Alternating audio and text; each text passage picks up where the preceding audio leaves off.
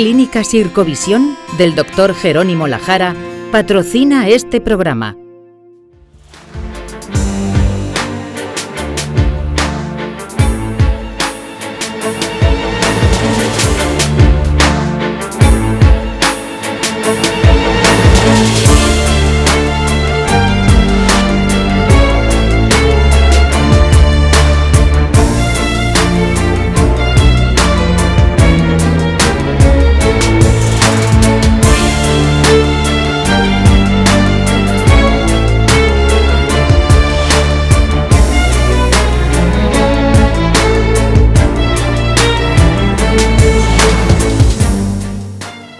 Bienvenido a La Salud en tus manos, un programa que hacemos aquí en Popular Televisión y que también emiten nuestros amigos del grupo Cadena Media.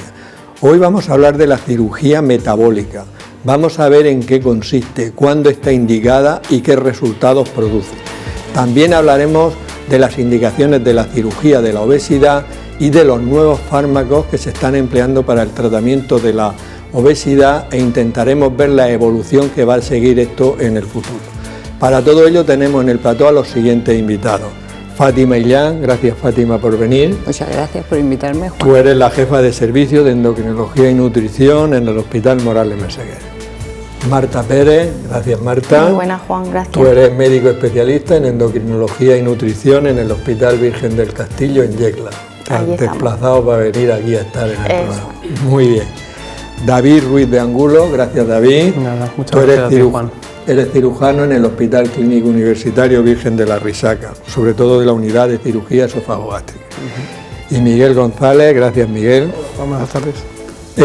Cirujano en el Hospital Reina Sofía y coordinador de la unidad de obesidad. Exactamente. Hemos sacado las cámaras a la calle para ver qué le gustaría saber a la gente sobre el tema que tratamos hoy. Doctor, ¿qué es lo más recomendable para combatir la obesidad? Doctor, ¿son buenos los fármacos contra la obesidad? Hay varios tipos de cirugía metabólica. ¿Qué requisitos hay que cumplir para operarse? ¿Es difícil el posoperatorio? ¿Deja secuelas la cirugía metabólica? Estas preguntas las vamos a ir respondiendo a lo largo del programa. Miguel, en primer lugar explícanos qué es el síndrome metabólico y cómo puede tratarse. El síndrome metabólico es un grupo, un conjunto de dolencias, de factores de riesgo a lo mejor, para que parece que aumentan la incidencia de incidentes cardiovasculares, de infarto al miocardio, de infartos al cerebro y también favorecen la aparición de una diabetes tipo 2. Estos factores, cuando se tienen más de tres o más factores, como la obesidad, el aumento del diámetro del abdomen, más de 89 o 90 centímetros en mujeres y más de 102 centímetros en hombres, es un factor de riesgo demostrado para riesgo cardiovascular. Estos señores o señoras que vemos por la playa con las piernecitas muy finas, los brazos y una gran barriga, lo que se llama obesidad tipo manzana, tienen mucha grasa abdominal y tienen mucho riesgo de padecer estos accidentes cerebrovasculares y estos infartos de miocardio. También el colesterol malo, vamos a decir, alto, o el colesterol bueno, HDL bajo. También lo que llamamos prediabetes, la resistencia periférica a la insulina, la hipertensión, la tensión alta. Todos estos factores favorecen los accidentes cerebrovasculares, favorecen los accidentes cardíacos, los infartos cardíacos y la diabetes. Entonces, ese conjunto de factores de riesgo se ha dado en llamar síndrome metabólico. ¿Cuál es el tratamiento? Pues el ideal sería la prevención de los hábitos de vida sano, el ejercicio mantenido, la abstinencia de tabaco y de alcohol, el disminuir peso. Todos estos factores van a prevenir. Cuando no se pueden prevenir o ya se han desarrollado, pues el tratamiento de cada uno de estos factores. Para la tensión alta, antihipertensivos. Para el colesterol alto, pues, y los triglicéridos, estatinas. Para la diabetes, pues su insulina o sus antidiabéticos orales. Pero lo fundamental, esos hábitos de vida sanos que siempre intentamos promocionar. O sea que el síndrome metabólico es un conjunto de factores que se dan en la misma persona, y uno de los más importantes sería el que tú has comentado, de la barriga grande, el perímetro de la cintura, perímetro abdominal mayor de 102 en hombre y 88 en mujeres. Muy bien, eso se asocia a todo lo demás que has comentado. Eso viene asociado, cuando se asocian más de tres factores, tres o más de estos factores, hablamos ya de síndrome metabólico. Correcto. Con un riesgo mayor de accidentes cardiovasculares. ¿Y qué se entiende, David, por cirugía metabólica? Porque esto a la gente le puede llamar la atención, no es opero de vesícula, opero de una úlcera, es decir, es cirugía metabólica. Sí, la cirugía metabólica consiste en la realización de técnicas quirúrgicas usadas tradicionalmente para perder peso, lo que se llama cirugía bariátrica, pero con el objetivo no de perder peso, sino de corregir o de mejorar o de tratar o incluso curar una enfermedad metabólica, fundamentalmente la diabetes mellitus tipo 2. O sea que realmente eso que a veces se pone letrero y tal, se cura la diabetes con eso hablaremos sí, ahora. Pero el concepto de cirugía metabólica es operar a un paciente con las técnicas muy similares a las de la obesidad, las mismas, con la idea, con la intención fundamental de más que de que pierda peso, que lo pierden, que lo van a perder, pero sobre todo de mejorar, de controlar mejor esa enfermedad metabólica, fundamentalmente, insisto, la diabetes mellitus tipo 2. Fátima, como vamos a tener que hablar de los nuevos fármacos para el tratamiento de la obesidad y tal, tenemos que empezar explicando unos conceptos porque si no, no podremos entender lo otro. Concretamente, ¿qué son las incretinas? ¿Cuántas hay? ¿Qué nombre se les da? ¿Y dónde se producen? Bueno, las incretinas son unas hormonas que se producen en el aparato digestivo. Se conocen que ya ellas desde principios del siglo pasado. Estas hormonas tienen acción metabólica. Estamos aquí hablando mucho de metabolismo, ¿no? Y fundamentalmente, cuando comemos diferentes nutrientes, sobre todo hidratos de carbono o grasas, se liberan estas hormonas con acción metabólica y lo que hacen, hacen muchas cosas, pero digamos que quizás por los que se le descubrió y tiene más importancia es que mejoran la respuesta del páncreas para producir insulina y que no suba la glucosa ni que se suba, digamos, los niveles de grasa. ¿Cuántas hay? Bueno, pues hay muchas, pero bueno, no me voy a poner. Fundamentalmente las dos más importantes, que son de las que se han derivado fármacos, que hablaremos después, ¿no? Por eso vamos a hablar de las dos más importantes. Una de ellas es un péptido, una hormona que se llama péptido similar al glucagón, GLP-1, Esta se produce en una célula del ileum y del colon, la célula L, una célula intestinal. Y la otra también importante es el polipéptido inhibidor gástrico, no sé qué se le llama de varias maneras, pero uno de ellos es el polipéptido inhibidor gástrico, y esta se produce en la célula K del duodeno y del yeyuno. Y las dos hacen que el páncreas produzca más insulina, pero cuando la glucosa está alta, cuando comemos, se liberan cuando comemos alimentos. Liberan insulina cuando se necesita, si no se necesita, no. Muy bien, Marta. Ya nos ha explicado Fátima un poquito, pero exactamente las acciones que tienen, ¿qué hacen en el organismo estas sustancias, estas incretinas? Que son, las repetiremos muchas veces por luego los fármacos, el GLP-1 y el GIP. ¿Qué hacen en el organismo? Pues bueno, ya ha adelantado Fátima que las acciones que tienen, pero principalmente las incretinas lo que hacen en su trabajo es que le dicen al páncreas que liberen insulina cuando comemos. Cuando comemos, sobre todo hidratos de carbono, se eleva el azúcar en la sangre, digamos que las incretinas que están en el intestino lo detectan y van al páncreas y le dan la orden de que tienen que liberar insulina para mantener los niveles de azúcar en el organismo en un rango estrecho. Esta sería su principal acción. Muy bien, y su principal acción es muy importante. Muy importante. En nuestra sección Palabras de Médicos, nuestro profesor de latín y griego Juan Carlos Ferri y nuestra experta en traducción Mariluz Soler nos van a decir el origen de varias palabras relacionadas con el tema de hoy. Muy buenas, hoy vamos a hablar de los tratamientos de la obesidad, bien por medio de fármacos o bien por medio de cirugía metabólica. Bien, pues empezamos con fármaco. Fármaco deriva del término griego, es muy similar, fármacon, que significa pues precisamente medicamento, droga, pero también veneno, haciendo referencia a pues, que los medicamentos mal utilizados pueden convertirse en veneno, por eso es importante la prescripción médica. La palabra cirugía significa trabajar con las manos y viene del griego heiros, que es mano, y ergon, que es trabajo. Heir dará, evolucionará etimológicamente, literalmente con la Q, con nuestra Q, dará keir, de donde tenemos nosotros la palabra quiropráctico, que es el que trabaja con las manos, también quirófano. Y el adjetivo metabólica. Metabólica deriva de metabolismo. Es la cualidad que tienen los seres vivos para crear reacciones químicas, sintetizar sustancias más complejas utilizando otras más sencillas. Por ejemplo, para transformar los alimentos en energía.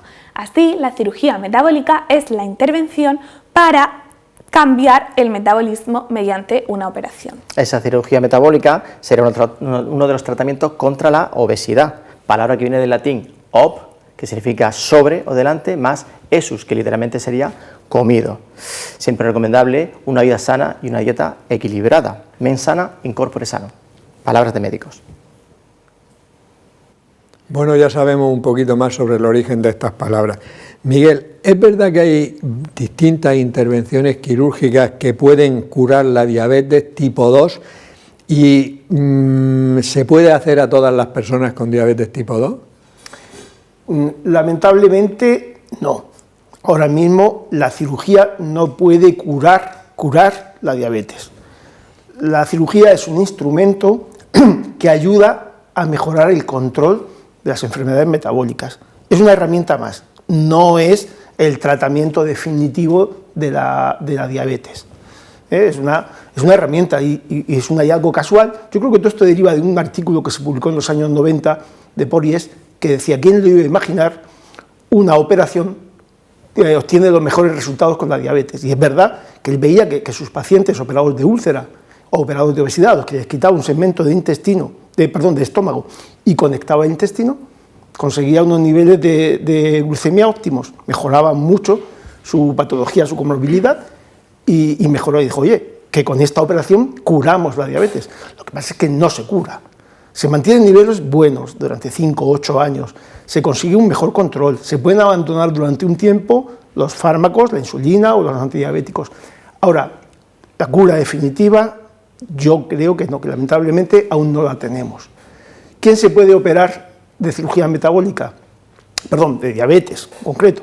Pues primero, un paciente que tenga obesidad, que tenga entre un 30 a 35 de IMC, que haya sido valorado por su endocrinólogo, que descarte otras diabetes que no sean la diabetes mellitus tipo 2, que descarte la autoinmune, que descarte la diabetes de comienzo juvenil, que descarte otras, la diabetes tipo 1, no tienen indicación de esta cirugía.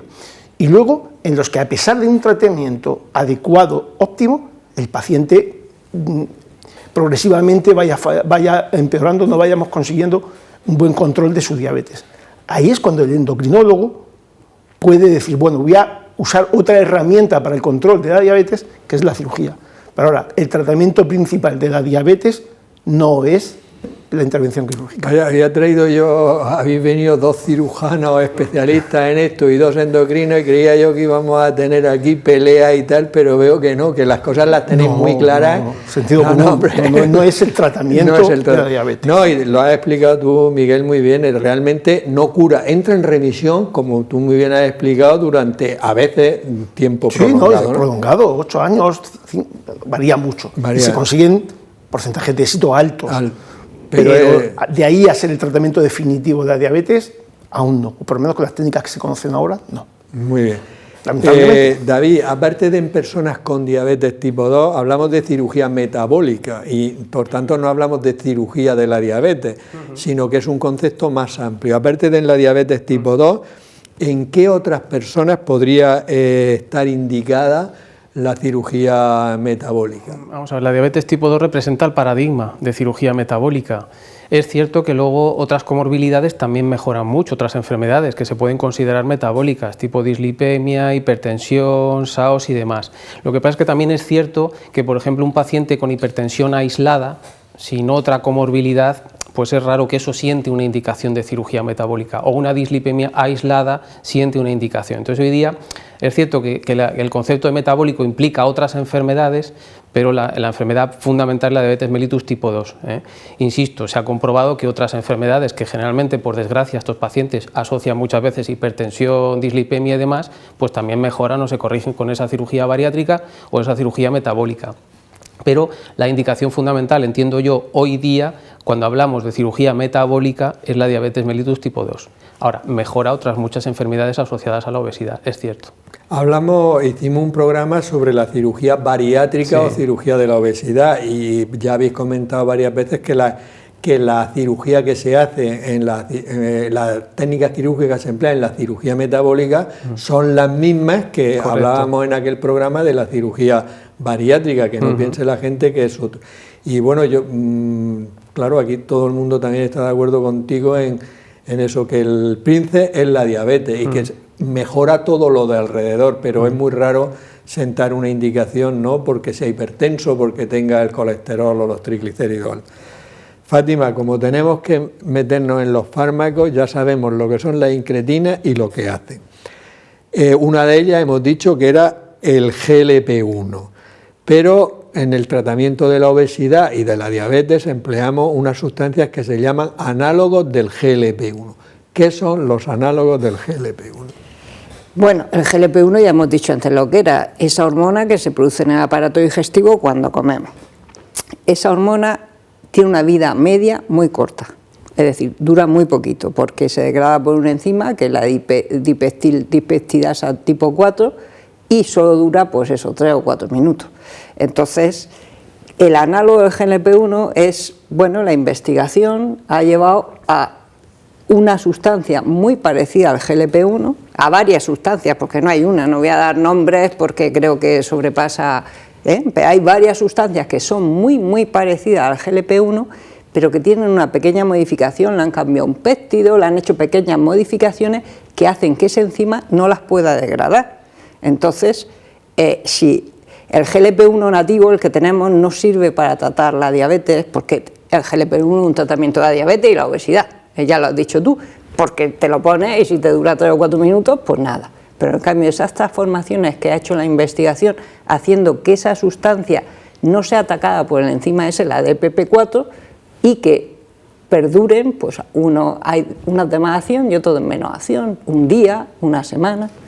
Eso son los análogos del GLP-1. Hay distintos análogos del GLP-1, hay unos que solo duran un día, su vida media es de un día, y otros duran una semana. Y me figuro que en el futuro lo mismo luego salen unos que duran un mes, porque esto va así. Va así, sí, realmente... salieron diarios y ahora están los semanales. Muy bien, sí, mejor no se puede explicar. Vamos a ver, Marta, de estas sustancias habrá personas que piensen que, como ha salido en los medios de comunicación, sobre todo con el tema de la diabetes y de la obesidad, pues pensará a lo mejor que es una cosa reciente. ¿Desde cuándo se están utilizando los análogos del GLP-1 en la diabetes y desde cuándo en la obesidad? Pues a ver, realmente son fármacos relativamente jóvenes.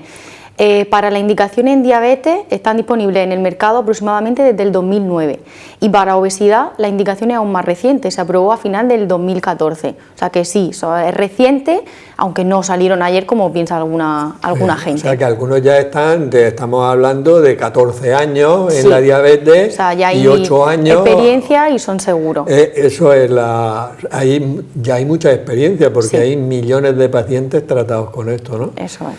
Miguel, me imagino que muchas personas que quieran operarse te dirán, bueno, pues yo me opero y con esto ya no tengo que hacer ninguna dieta ni otros tratamientos. Me estoy refiriendo a la cirugía sobre todo de la diabetes. De la diabetes. Hombre, es el sueño. La diabetes es una enfermedad muy grave en el sentido que acompaña toda la vida a veces o muchos años del paciente. y es, pues bueno, pues le supone mucho cansancio. Entonces viene a la consulta con la intención de, mi meta es operarme y olvidarme de todo esto, yo ya habré tocado el techo cuando me opere. Entonces la labor del cirujano es informarle de que al contrario, de que la cirugía es el comienzo de una nueva vida, de un cambio, de que los hábitos, hay que olvidar los antiguos hábitos y empezar con unos nuevos, de que sí es posible que le funcione y que abandone los antidiabéticos o la insulina, o que baje sus dosis de antihipertensivo, o mejore su colesterol, o abandone la famosa máquina del CPAP, pero es posible que no. No se puede garantizar el éxito, y hay que explicarles que esto les va a ayudar, es una herramienta que durante 1 año o 2 años les va a ayudar a un cambio de vida, pero volvemos a lo de siempre, hábitos de vida sana, ejercicio rutinario, quitarse el tabaco, el alcohol, la comida rápida, esos hábitos son los que hay que incidir, son los que vamos, y la cirugía le va a ayudar a mejorar su calidad de vida, por supuesto, pero eso de me opero y ya lo he hecho todo... Anchos Castillas, ¿no? Eso está claro que no es así. Y la función del médico, del cirujano, es dejarlo claro, es informarle de todas las complicaciones, de todos los cambios, de todo, y que el objetivo es a muy largo plazo. No, sí, me parece muy bien, tal y como lo explica el término, que es una herramienta más para mejorar la calidad de vida del paciente, pero sin abandonar nunca los hábitos de vida saludables, que probablemente si lo hubiera tenido antes, igual no se hubiera llegado a esa. A lo mejor, porque hay... Vamos a ver, David, aunque hemos hablado de la cirugía, de la obesidad y de metabólica, que es lo mismo, muy gráfica, esquemáticamente, pero digno, ya lo hablamos en un programa, pero nos vamos a remitir a la gente que ve otro programa. ¿Qué técnicas quirúrgicas empleáis en la cirugía metabólica? Las técnicas son las mismas que de cirugía bariátrica. Ya se sabe que hay técnicas restrictivas, malasortivas o mixtas, en función del mecanismo que predomine. Y bueno, en líneas generales, las dos que más se realizan en el mundo, todos lo sabemos, pues son la gastrectomía vertical o manga gástrica o tubo gástrico y el bypass gástrico Niederrüsch. Hay otras muchas, tradicionales y nuevas, que se van poniendo más de moda o que se van haciendo más, el SADIS, el mini gastric bypass y demás, o el cruce duodenal conocido desde hace años. Pero bueno, esas son un poquito las más importantes por frecuencia y por realización. Y en la obesidad a veces se discute si una se pierde más peso que en otra, pero en el caso concreto de la cirugía metabólica, ¿hay una que predomine o son prácticamente iguales? Ahí has tocado un punto controvertido, igual que lo discutimos en el otro programa. Vamos a ver, si uno mira la bibliografía, creo que también lo comenté anteriormente, y se hace pues eso, un repaso de artículos de los últimos 5 años, por ejemplo, que comparen la efectividad de la gastrectomía vertical y el bypass, por ejemplo, en el tratamiento de la diabetes, pues encuentras de todo. Hay algunos que dicen que son equiparables en cuanto a resultados y luego hay otros que sí que es cierto que dicen que van a favor del bypass. Yo siempre comento 2 cosas. Uno, una tesis doctoral que hizo la doctora Aragón en nuestro servicio, junto con endocrinología, y en el que comparó la eficacia en el tratamiento de la diabetes al año 2 años entre gastrectomía vertical y bypass y no hubieron diferencias. Es cierto que a largo plazo pues parece que las técnicas mixtas o malasortivas pues parece que son más eficaces. Y luego otra cosa, todas estas decisiones, aparte de que el cirujano informe, se toman en un comité multidisciplinar, que también lo hemos comentado en otras ocasiones. Entonces pues es cierto que en nuestro comité, en la RISACA, digamos que el paciente que tiene un componente más metabólico, más diabético, pues suele ir a una técnica mixta. Suele ir a una técnica, generalmente un bypass, porque es cierto que las técnicas mixtas, luego si quieren lo podemos comentar, pues tienen mecanismos de acción, digamos, intrínsecos a ellas mismas y que son diferentes a la pura restricción. Entonces sí que parece que por ahí pues podemos hablar luego un poquito de eso. Luego comentaremos, ampliaremos un poquito. Vamos a ver, Fátima, ya tenemos los análogos del GLP-1 que se han modificado para que el organismo no los destruya. Los hay para tomar por vía oral, hay que pincharlos, cada cuánto tiempo, has dicho que hay distintos, y los más utilizados, ¿cuáles son? Bueno, ha dicho Marta que llevan ya unos cuantos años, de 14 años en el mercado. Hasta hace muy poquito, hasta hace pues 1 año o 2, solo había para pincharse. Los primeros que salieron eran para pinchazo diario, para una inyección diaria. Después salieron unos que eran para pincharse una vez a la semana. Y recientemente, yo creo que es un año y medio por ahí, han salido análogos de GLP-1 por vía oral. ¿Cuáles son los más utilizados? Bueno, creo que todos sabemos que estamos aquí, que ahora mismo hay un desabastecimiento de los análogos del GLP-1, por la guerra, no lo sé, yo no sé muy bien por qué, la verdad, dicen que, pero bueno, hay un desabastecimiento y nuestros enfermos lo están sufriendo. Y el único análogo de GLP-1 que hay para que se pueda prescribir todo el que se quiera actualmente es el oral. Entonces, si vamos a la prescripción del último año, donde estamos viendo el desabastecimiento, es el oral, pero realmente los que más hemos utilizado siempre son los pinchados, y el pinchado semanal, y concretamente hay dos marcas, el semaglutide semanal, que es el Ozempic, el famoso Ozempic, muy utilizado, y el dulaglutide semanal, que es el Trulicity, y son los dos más utilizados, con la salvedad de que ahora, pues quizás el semaglutide oral, que se llama Rybelsus, es el que estamos más utilizando, pero tampoco tenemos más remedio porque no hay de otro.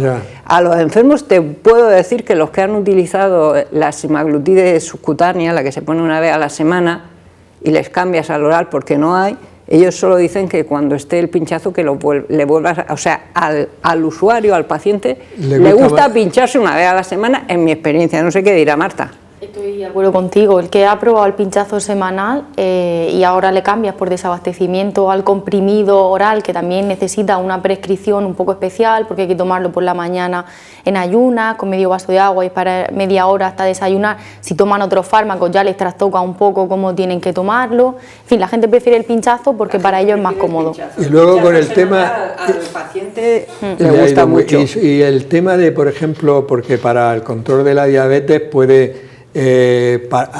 ser a veces similar, pero en la pérdida de peso, vosotras como endocrinas que lo utilizáis, ¿se pierde más con el pinchazo semanal que con la vía oral?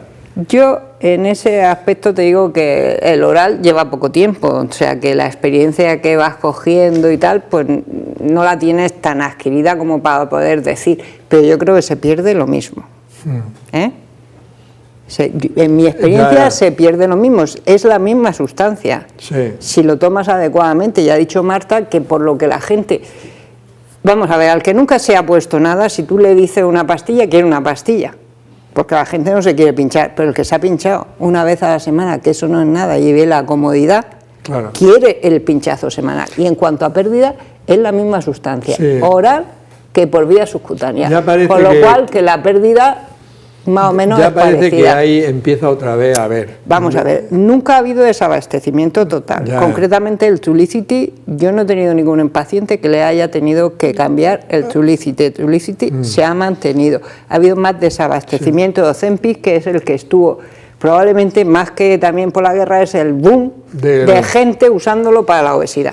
Muy bien, vamos a ver, Marta, estos fármacos, los que ha citado fundamentalmente Fátima, el Trulicity y el Ozempic, ¿qué efectos tienen en la persona que se los pone? Pues mira, los pacientes dicen que les quita las ganas de comer, que tienen menos ansiedad por la comida y que no tienen tantas ganas de picotear. Respecto a la ansiedad por la comida, esto es muy importante porque hay un perfil bastante importante de pacientes que tienen lo que se conoce como hambre emocional, que es que, digamos, no comen como una respuesta a una necesidad fisiológica, sino que comen por nervios, por ansiedad, cuando están nerviosos, cuando están tristes por algo. Y en este perfil de pacientes van muy bien estos fármacos porque dicen que les calma mucho esa ansiedad y no tienen que estar todo el rato picoteando y comiendo sin ganas. Entonces al final los pacientes comen menos porque tienen menos ganas de comer, porque se sacian antes y porque tienen menos ansiedad por la comida. Sí, realmente, como tú dices muy bien, la gente que tiene ansiedad por la comida es donde mejor va. Sí. Porque esa ansiedad, además ellos quieren no tener la ansiedad por la comida, entonces claro, le ocasiona un bien muy grande porque les quita la ansiedad y entonces comen menos. Miguel, una persona que se opere de cirugía metabólica, ¿cuánto peso suele perder? En porcentaje, por ejemplo, una persona que pese 100 kilos... Pues puede variar mucho, puede variar de un 15 a un 30. tenemos pacientes que se quedan en 60 kilos y que no alcanza menos de 80. De todas formas, lo ha dicho David, el objetivo de la cirugía metabólica no es tanto la pérdida de peso como el mejor control de la glucemia por unos mecanismos no bien conocidos. Tienen que ver con el eje duodeno-pancreático, hay quien dice la acción proximal, la acción distal del intestino. No está bien estudiado. Tiene que ver, por supuesto, con hormonas de secreción intestinal, pero bueno, pérdida de peso, pues ves, de un 15 a un 30%. Se puede quedar, lo normal es de los 65 a los 80 kilos, se va a quedar un paciente operado de un tubo o un bypass si parte de 100. No es lo mismo partir de 180 que partir de 100. Claro, por eso. Pero el porcentaje variando mucho según la técnica, según el individuo, de un 15 a un 30%. David, nos has comentado antes que la pregunta que tenía creo que la has contestado, pero por si querías añadir algo, que si son igual de efectivas las dos técnicas que más se utilizan, la manga gástrica o el bypass. Sí, ya he dicho, lo he comentado, que en principio a corto plazo yo la sensación que tengo y lo que he buscado es que sí, a largo plazo pues es cierto que las técnicas mixtas que tienen hipoabsorción pues probablemente sean más eficaces, e insisto, es que esas técnicas tienen mecanismos que son intrínsecas a sí mismas. Quiero decir, ya lo ha comentado Miguel, un bypass, pues está la teoría del intestino proximal, del intestino distal, de los cambios en la microbiota, de la disponibilidad de ácidos biliares en el ilion.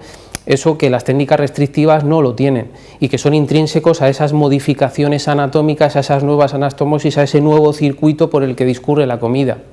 Entonces, pues en ese sentido parece que, insisto, esas técnicas mixtas tienen alguna potencia más para el control de esa diabetes, pero a corto plazo, también como la pérdida de peso es equiparable, que es otro factor, es el principal factor, pues ahí las diferencias son menores. Pero insisto, en nuestro comité en concreto es cierto que la tendencia, junto con endocrinos, que nos reunimos todos, es al paciente más metabólico, al paciente más diabético o al que se interviene con intención más de mejorar esa diabetes.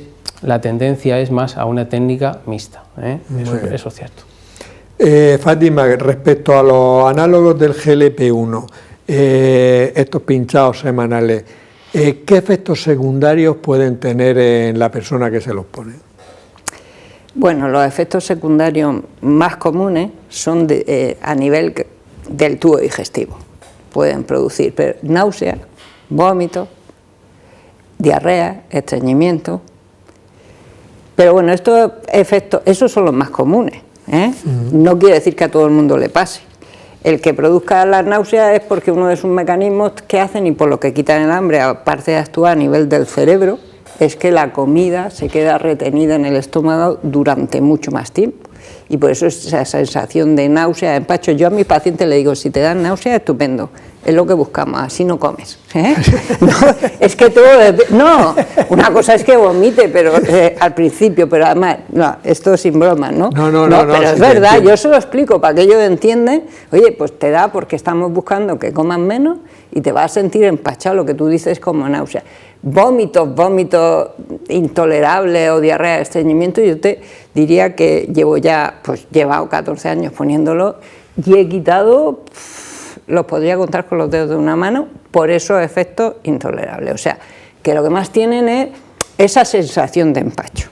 Luego hay cosas raras, pues efectos extraños, algunas pancreatitis, pero eso es excepcional. Es decir, los efectos indeseables, muy poquito. Sí, y de tipo gastrointestinal. Yo a los pacientes les digo, los derivados de su mecanismo de acción. Efectivamente, le dicen lo mismo que yo, le dicen lo mismo que yo, digo, pues si estamos buscando que no comas, que te sientas empachado, eso es bueno, si te pasa. Si enlentece el movimiento del estómago y la digestión, pues pesada, cuando te pegan una panza a comer, ¿qué pasa? Luego no puedes comer porque estás empachado. Esa es la sensación que da, ¿no? Y Marta, a pesar de que buscamos eso, pero lo podemos buscar poquito a poco, ¿hay alguna manera de minimizar esos efectos secundarios? Sí, hay que decirle a los pacientes que coman menos cantidad y que no coman comidas grasas. Como ha comentado Fátima, uno de los mecanismos de los GLP-1 es que lentecen el vaciamiento gástrico, o sea, la comida queda más tiempo retenida en el estómago, y las grasas también hacen ese mismo efecto. Entonces, si juntas que el fármaco lentece el vaciamiento y la grasa que lo lentece, pues te vas a sentir muy empachado y te vas a sentir fatal. Y al final, estos consejos no le cuestan nada a los pacientes, porque es que como tienen menos ganas de comer y se sacian antes, ellos solos mismos lo van a hacer. Ellos mismos.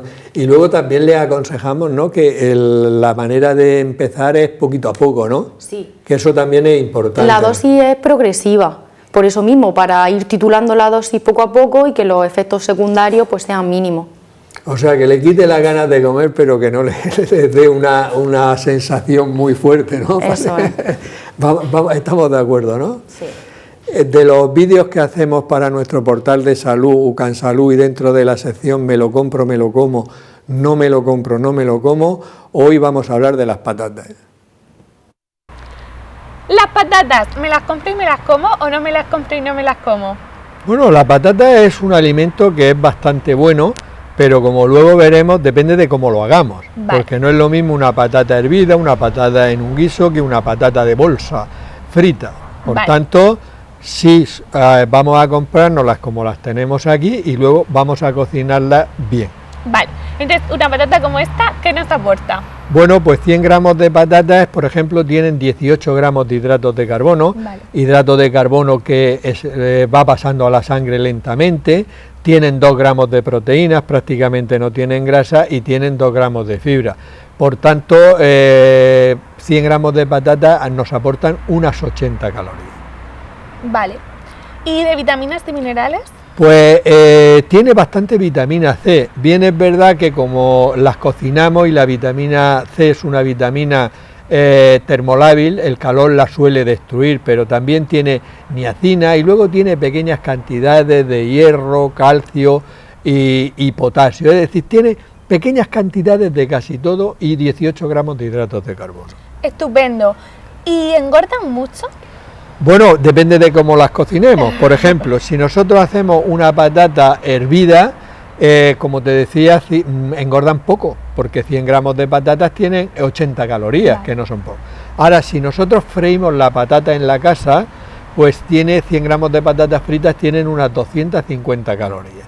Vale. Pero si compramos una bolsa de patatas fritas, esa bolsa de patatas, los 100 gramos, tienen aproximadamente unas 550 calorías, que ya son muchísimas. Sí, hay un montón de diferencia. ¿A qué se debe? Bueno, pues fíjate, la patata hervida no lleva aceite, obviamente. La patata frita en casa, tú la haces en tacos más grandes, y entonces la cantidad de aceite que absorbe es menor. Sin embargo, la patata frita de bolsa es muy fina, va cortada muy fina, entonces absorbe mucho más aceite. Al absorber mucho más aceite, claro, ya la transformamos en un alimento mucho más calórico. Luego, el que sea mejor o peor para la salud va a depender de dos cosas: de con qué aceite la fríamos. Si tú, por ejemplo, haces en tu casa un día unas patatas fritas con aceite de oliva virgen y un huevo frito, no es para comer todos los días, pero desde luego es un inmenso placer. Pero sin embargo te compras una patata frita de bolsa hecha con aceite de girasol o de maíz, pues ya no es tan buena para la salud. Y además luego hay que tener en cuenta la cantidad de sal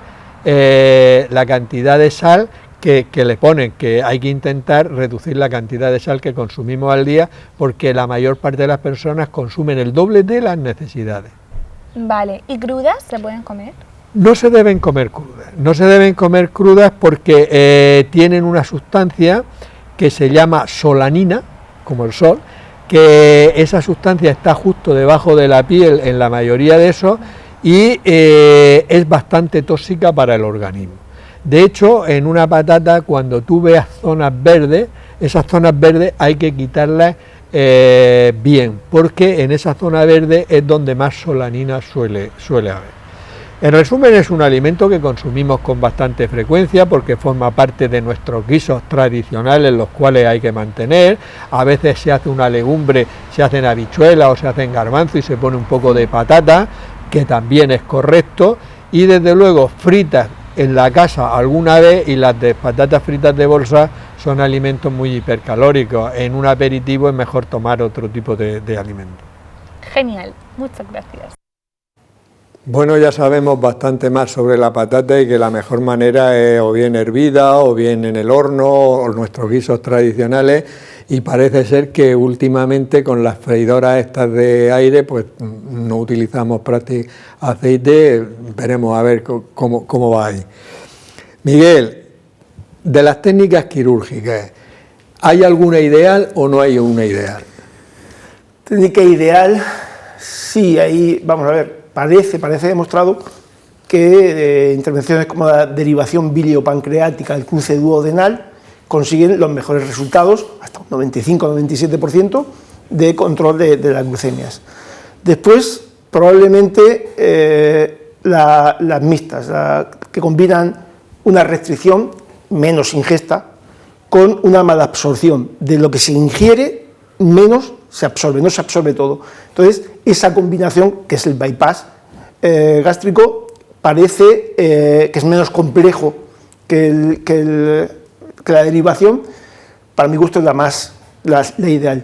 Y luego la gastrectomía tubular, el tubo, que por un mecanismo tampoco muy bien conocido, parece que por un vaciamiento más rápido del contenido gástrico, también consigue un buen control de la glucemia. Para mi gusto, el intermedio es el bypass gástrico. Consigue mejores resultados, en mi opinión, que el tubo gástrico, y no tiene tantas complicaciones de diarrea o de problemas de atorrea, halitosis, como tiene la derivación biliopancreática. También a mí me gusta mucho, yo también me gusta el tubo, pero el bypass es como un Mercedes y un BMW, yo qué sé, son buenos los dos, son dos muy buenas técnicas, pero... Sí, pero como ha comentado David antes, normalmente esto en el comité con endocrinos cirujanos se habla, pero vamos, que tú de entrada... Yo les hago, a lo mejor hago una asa corta, una asa de derivación más corta que haría en una obesidad mórbida tipo 4, pero sí que les hago un bypass. Ya, o sea, al decir una asa más corta quiere decir que excluyen menos parte de intestino. O sea, si hay 7 metros de intestino delgado, pues en vez de excluir 1,5 metros, pues a lo mejor excluyen 90 centímetros, es un decir. 90, ¿no? 80, 1 metro, como mucho. Con lo cual también absorbe mejor y tiene mejor, la calidad problemas. de vida también es mejor, porque insistimos en que la cirugía metabólica tiene como objetivo la pérdida de peso, pero no es el fundamental objetivo. El fundamental objetivo es lo metabólico, la diabetes. El control metabólico de la diabetes. Mientras que la cirugía de la obesidad está implantada y aceptada por todos los cirujanos en todos los servicios, la cirugía metabólica es una herramienta, como he dicho antes, que está aceptada pero no implantada en todos los servicios. Ya, muy bien. Vamos a ver, David, los mecanismos. Antes nos has dicho que por qué una persona que se hace una manga gástrica o un bypass más frecuentemente, antes de que pierda peso, la diabetes casi entra en remisión. Sí. ¿Qué pasa ahí? Pues cosas muy complicadas hasta para mí.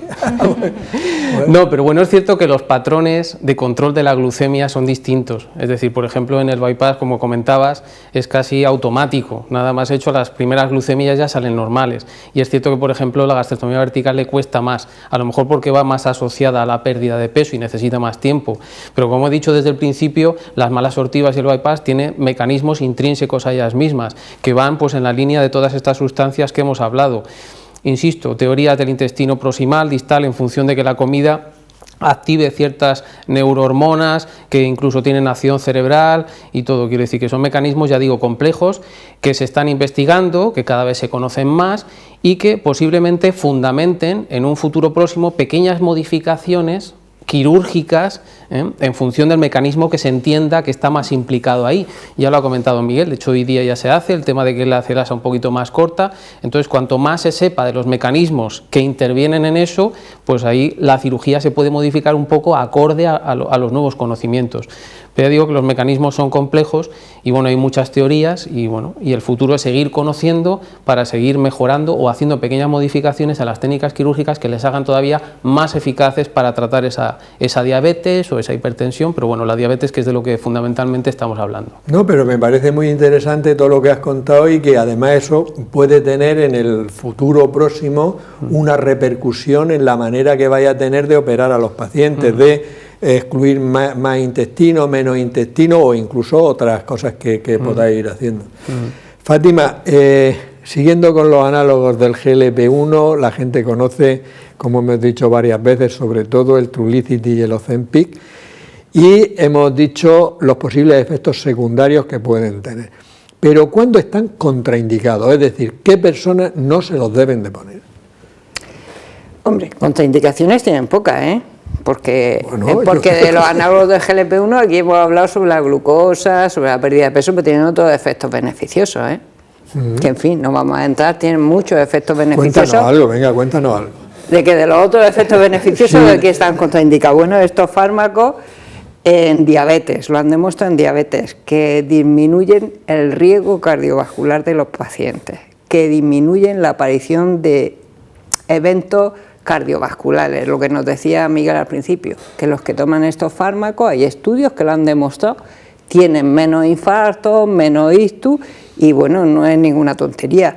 También han demostrado que en la diabetes disminuyen la progresión de la enfermedad renal. Una de las complicaciones de la diabetes, que muchas veces pues a lo mejor les deteriora mucho la calidad de vida al diabético, es la enfermedad renal crónica que les puede llevar a la diálisis. Pues estos fármacos han demostrado también que disminuyen la progresión de la enfermedad renal. Fundamentalmente esos dos beneficios, que no es poco, que disminuyan la enfermedad cardiovascular, que le den ictus, que le den infartos, la mortalidad cardiovascular, que disminuya la progresión de la enfermedad renal, pues son unos fármacos que realmente funcionan muy bien y que llevan ya mucho tiempo en el mercado, tienen muchos beneficios. ¿En qué persona lo contraindicaría? Pues bueno, el que tenga una hipersensibilidad, el que tiene una alergia, como cualquier fármaco, en el embarazo. En el embarazo y en la lactancia, pues no hay estudios, estaría contraindicado.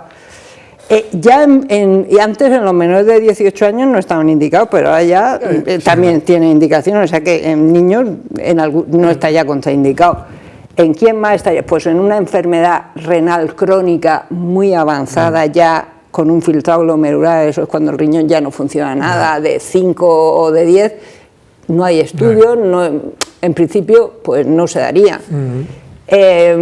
Un paciente que tenga una enfermedad gastrointestinal, ¿qué voy a decirte? Un Crohn o una colitis ulcerosa, que tenga mucha diarrea, mucha sintomatología digestiva, lógicamente la lógica dice que estos fármacos, que sus efectos indeseables son gastrointestinales, ¿los que han tenido pancreatitis? Una enfermedad...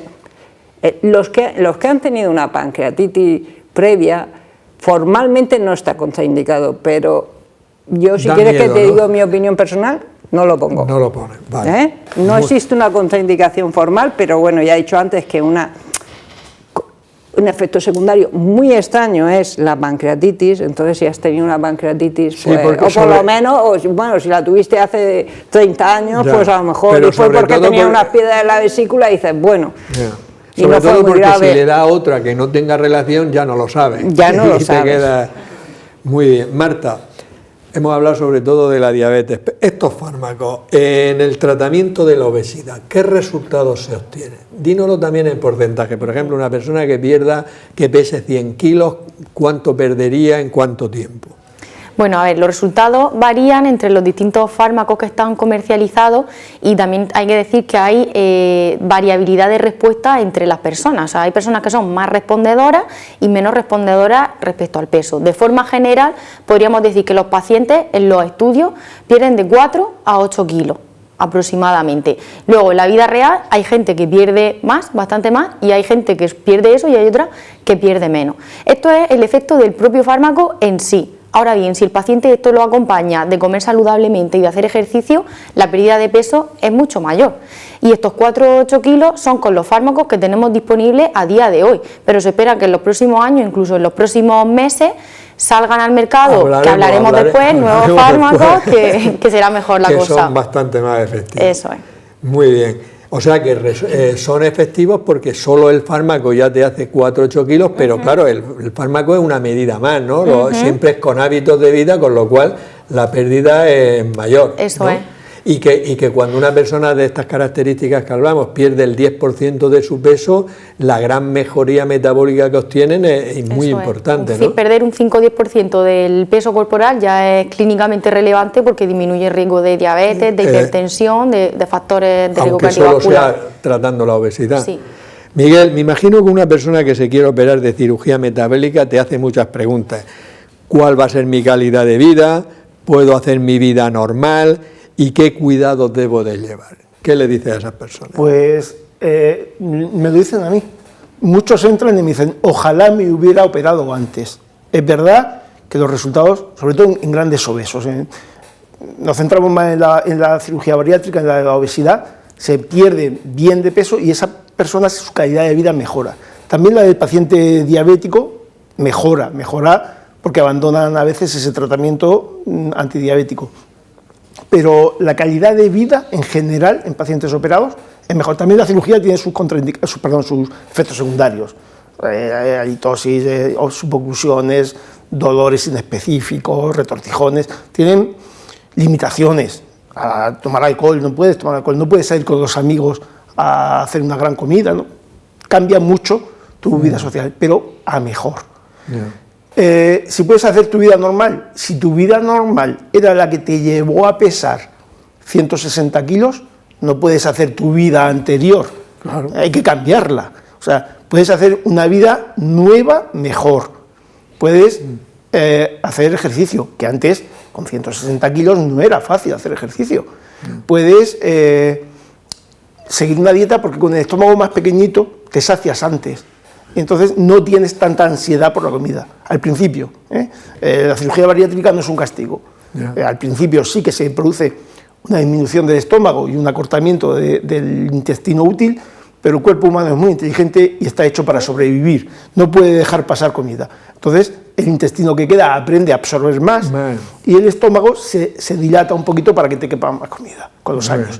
Pero tú has tenido ya 2-3 años en los que has cambiado tus hábitos, has aprendido a comer menos y mejor, a incorporar el ejercicio rutinario a tu vida, a dejarte otros hábitos más nocivos, a evitar el sedentarismo. Entonces, si has conseguido hacer esos cambios de vida, tu vida mejora muchísimo. Espectacularmente. ¿Qué cambios? Pues eso, ya no puedes pegarte una gran comilona con los amigos en una comunión o en una boda, pero bueno, la sensación de plenitud sigue siendo la misma. Me dicen que ya llevamos 50 minutos, o sea que vamos a ir acelerando un poquito. Antes he dicho lo contrario, pero bueno, vamos a ver. David, ¿qué se espera de la cirugía metabólica en las próximas temporadas? Pues yo lo he comentado antes, Juan, que en principio, a medida que las investigaciones vayan siendo más profundas y se descubran nuevos mecanismos, pues eso, lo que he comentado, hacer pequeñas modificaciones técnicas. Lo que son las técnicas están prácticamente descubiertas todas, hechas todas, hemos, yo creo, alcanzado el máximo nivel de tecnología en la cirugía. Yo pienso que eso, que nos quedan pues pequeñas modificaciones, ya digo, lo mismo sale que si derivas el colédoco a tal sitio ejerzo un efecto beneficioso y mejora, pues a lo mejor hay una pequeña modificación técnica, pero ya digo que yo creo que seguir investigando, yo creo que aparte de la cirugía es importantísimo la investigación translacional, con los institutos de investigación biosanitaria, seguir en la microbiota, no solo en la obesidad y la diabetes, sino en otras muchas patologías.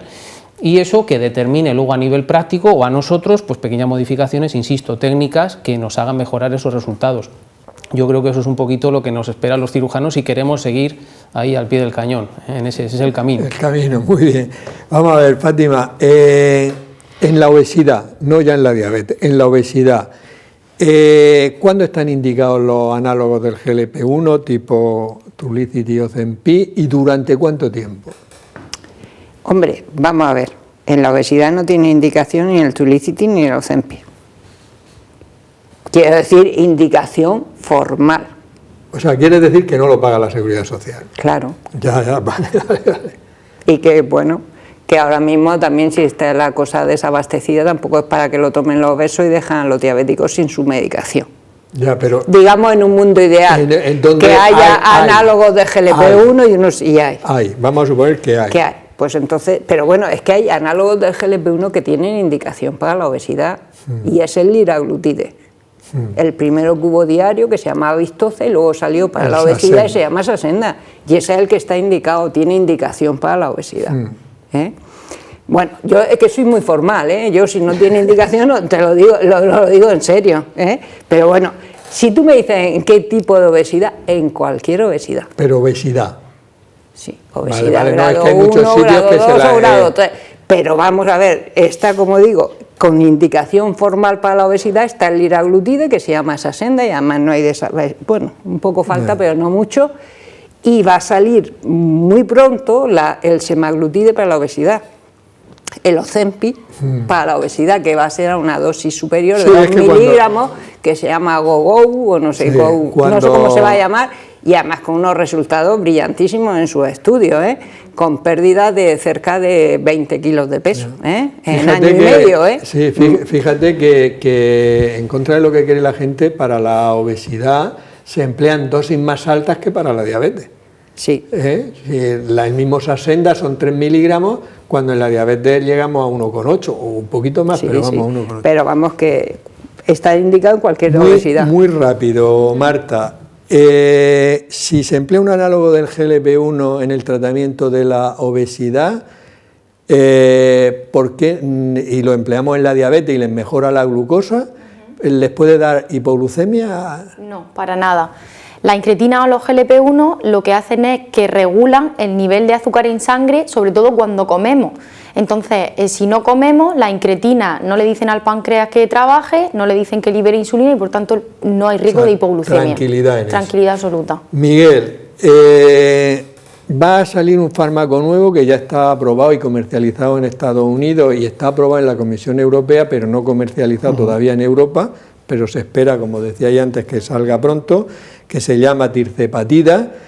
¿Y vosotros creéis que con las expectativas, con los porcentajes de pérdida de peso que está dando este fármaco, va a disminuir mucho la indicación de la cirugía metabólica? Yo, sinceramente, creo que va a seguir siendo una herramienta para cuando fracasa el tratamiento médico. Siempre la cirugía no es la primera indicación, ni en el tratamiento metabólico de la diabetes, ni el de la obesidad. O sea, una de las obligaciones de los requisitos para poder operar de obesidad es haber intentado antes un tratamiento médico, dieta y fármacos. Y si ha fracasado, entonces es cuando viene la cirugía. Si fracasan los nuevos medicamentos, seguirá estando ahí la cirugía. Desaparecer no lo creo. O sea, pero que estos fármacos van probablemente el arsenal no tiene más remedio que ir mejorando y obteniéndose mejores medicamentos y nosotros operar menos, ojalá sea así. Y última pregunta, Fátima, la tirzepatida que se va a comercializar teóricamente pronto, ¿en qué se diferencia de los que hemos visto? Bueno, el tirzepatide es un agonista dual del GLP-1 y del GIP que hemos visto, que hablamos al principio. Entonces, este fármaco, digamos que tiene unos efectos muy parecidos al GLP-1, pero mucho más potentes, o sea, quita más la gana de comer, a nivel de la glucosa también la regula más, también consigue mejor control de la glucosa, se le ven beneficios como que los pacientes obesos cuando pierden peso, cuando pasa un tiempo les baja el metabolismo y empiezan a perder menos, y aquí parece que con este fármaco que actúa sobre la grasa marrón esto no ocurre y que mantiene el metabolismo y tiene unos resultados en pérdida de peso y en control metabólico mucho más brillantes porque es un agonista dual, tiene la misma molécula del GLP-1 y el GIP. El estudio que hay en obesidad, en un año y medio pierden 24 kilos. Muy bien. ¿Algún mensaje, David, último sobre la cirugía y estos fármacos? No, que yo creo que a corto plazo la cirugía va a seguir teniendo un papel muy importante. De hecho, la IFSO, que es nuestra sociedad internacional más importante, ahora cambia los criterios y digamos que ha disminuido, ha bajado digamos, las exigencias para llegar a una cirugía metabólica y de hecho a día de hoy el mejor tratamiento, digamos, de la obesidad y de la diabetes, comparando tratamiento médico-farmacológico con cirugía, es la cirugía, de artículos de diciembre del año pasado. A medio y largo plazo, no lo sé, yo tengo mis dudas. Yo pienso que si el hombre ha creado una vacuna para un germen que no conocíamos en 2 años y tal, pues yo creo que esto seguirá la farmacoindustria, seguirá avanzando, y no sé si nos comerán el terreno completamente. Siempre habrá pacientes para operar, siempre habrá algún paciente, pero lo comentábamos antes. Yo creo que al final los medicamentos y sobre todo la educación, lo que decía Miguel, a ver si la sociedad se educa y se mentaliza de lo que realmente hay que hacer.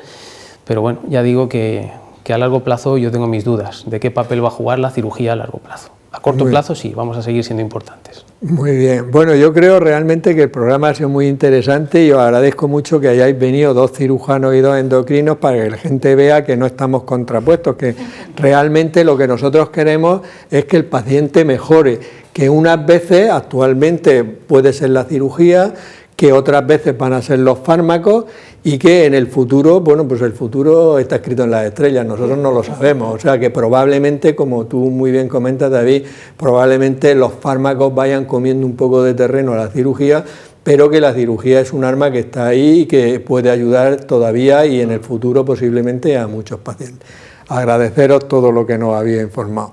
Por mi parte nada más, recordaros que en nuestro portal UCAN Salud podéis encontrar información sobre hábitos de vida saludable y prevención de muchas enfermedades. Nos despedimos hasta la próxima semana en un nuevo programa de La Salud en tus manos. Que seáis muy felices.